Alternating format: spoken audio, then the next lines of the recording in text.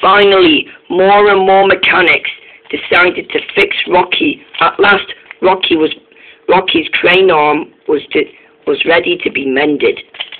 At last, they were still fixing him. His mechanics, his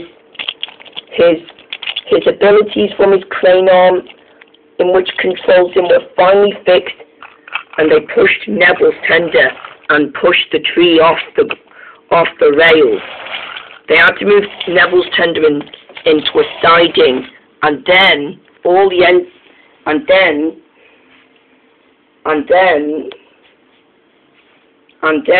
however, Thomas and Rocky had to call for Edward to pull Neville off the rail, off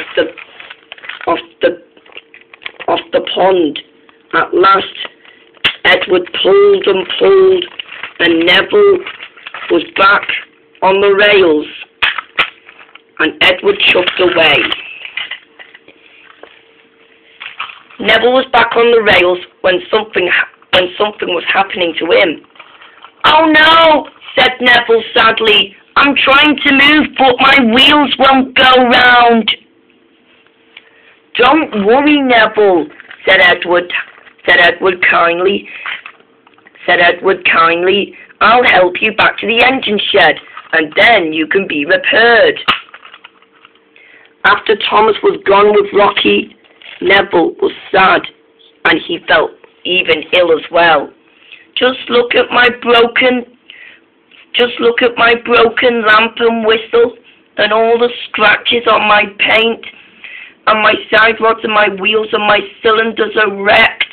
I'll never be the same engine again, said.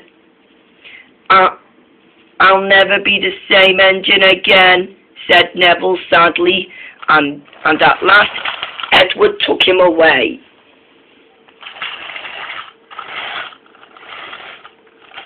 He chuffed in with Neville not well. He wasn't happy at all.